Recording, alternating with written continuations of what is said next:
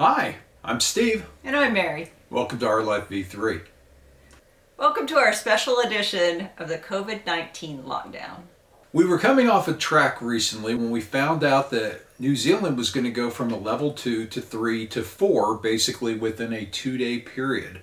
We had less than 24 hours to get ourselves a hotel and lock down. New Zealand currently has 1 death and roughly just over 1,000 cases since the coronavirus has started. Lockdown starting effective March 25th. Right about that time they had their peak number of cases per day. Since the lockdown, the cases have been dropping daily. It's been 2 weeks since we've been in lockdown, and we have another 2 weeks to go. They have no intention at this point of stopping that level 4 anytime soon. The Prime Minister here is, a very ardent, outspoken individual. We closed our borders 25 days after our first case. Germany took 49 days, Spain 52, Australia 55, Singapore 61. Our first economic package was in place 18 days after the first case. Most countries took more than 40 days. Ours was 6% of GDP, bigger at the time than the UK, France, Germany, Italy, Spain, China, Korea and Japan, and on par with Canada. You'll be pleased to know that we do consider both the Tooth Fairy and the Easter Bunny to be essential workers. While compliance has been generally strong, there are still some who I would charitably describe as idiots. Now, before anyone gets up in our case about praising the New Zealand government, let's put it in perspective. They're doing a wonderful job doing what they need to do. However, the entire population of New Zealand is less than the population of New York City. President Trump, Angela Merkel, Boris Johnson have way bigger problems to fry than we have here in New Zealand. But they also have the benefit of economy of scale. With a smaller population, they're able to do a lot more with the people, with helping them out financially, with handling business. And let's face it, New Zealand really set themselves up to be self-sufficient in livestock, produce, and food as well. Speaking of livestock, produce, and food, how's shopping been going? So New Zealand asked that only one member of any family ever goes shopping. You're not to linger in the store. You're to come in with a list. You're to be purposeful and move out of the store as quick as you can.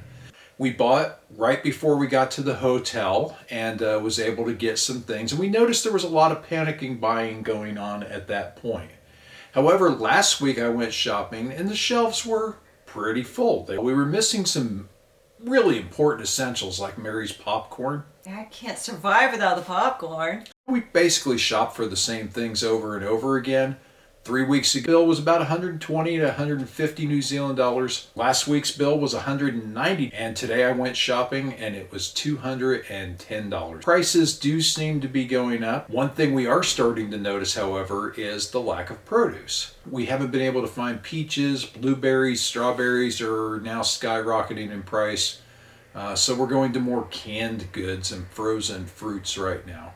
To be fair, we are in autumn season here and rapidly approaching winter. So, prices of produce do increase. They really have counted on quite the tourist population, all the kids coming from Europe who come over and pick fruit. Well, apparently, since they closed their borders, they're lacked in workforce to actually pick fruit. They are extending visas. So we're on a tourist visa, so we technically are allowed to go pick fruit and work at this moment. We are? We are. Well, I'm going to go pick some strawberries. I'm hungry. Yesterday we received an email from Countdown, one of the major chains here. They're closing their stores and moving to an online-only model. We still have Pack and Save and New World and Foursquare that haven't moved to that model, but it's probably just a matter of time. I have the easier task of the two of us. I just go out and pick the stuff off the shelf. However, when I come in, somebody has to start cleaning. It's only been 2 weeks of cleaning our groceries and disinfecting them, and I'm over that already. Speaking of cleaning, our daily housekeeping is not available here in this hotel that we're staying in. The hotel staff has been outgoing and asking if there's anything we need, and once a week they deliver a bag to our front door. We chose once a week, so we just let them know that we don't need our towels changed every day. So they drop a bag outside of our door, and we get to change our linens. So what have we been doing to keep ourselves busy and out of trouble? Level 4 lockdown has one very specific rule. They encourage you to go outside and enjoy some fresh air, as long as it's within a block or two of your house, and as long as it's within walking or biking distance. You are not allowed to hop in your car to go anywhere other than the store, medical, or pharmacy. I think that we need to get out more often and walk. It really isn't every other day. It's more like every 2 to 3 days, and I'm starting to feel it a little bit. Just sitting and eating, clothes are starting to get a little tight. So what else have we been doing to keep busy, Mary? We've been creating some videos. From early November through mid-March, we have done a lot of things and have not had time to get all those videos out. They're starting to stack up. We have quite a few in queue. I think we have 3 great walk, a couple of day hikes. We even still have a Thailand floating market video that we haven't put out yet. Mary has her analytics skills going and has been analyzing our budget in New Zealand travel. Well, I was hesitant to actually put it out there because didn't know if anybody would really be interested in seeing that at the moment. Why don't you guys tell us if you're interested in hearing about New Zealand budgets or if that's just boring stuff. Right, and we really are open books here. If you have any questions at all, questions, comments, suggestions, we're all up for it.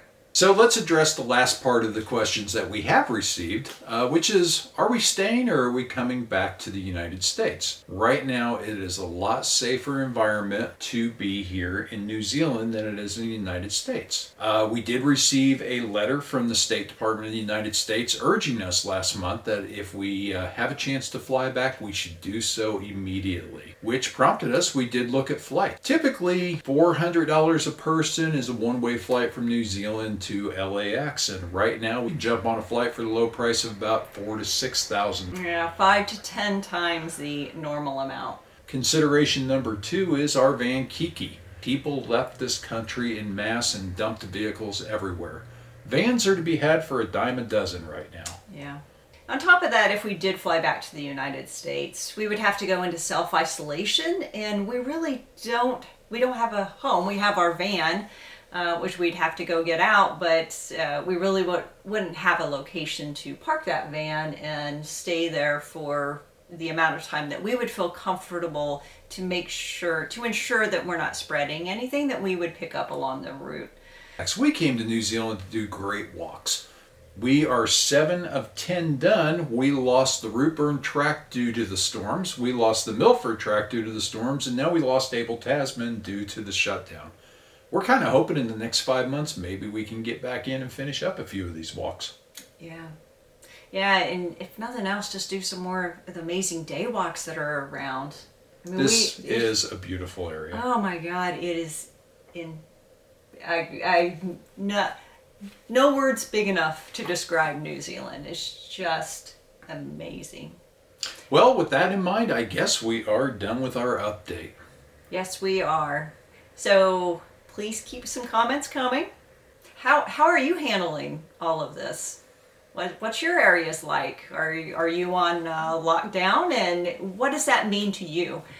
We hear from our daughter who can still order a pizza out and from other restaurants and things like that, and Pizza. can't hear. Nope, no fast food. So can't order a pizza, can't go out to get fast food anywhere. If you're not cooking it, you're not eating it. Or even slow food. I mean, that's right. All right. Well, And there's the bell. and there's the bell. Well, until next time, safe non-travels to everybody. Stay home. Stop the spread. Remember to find your dream and own it. Take care.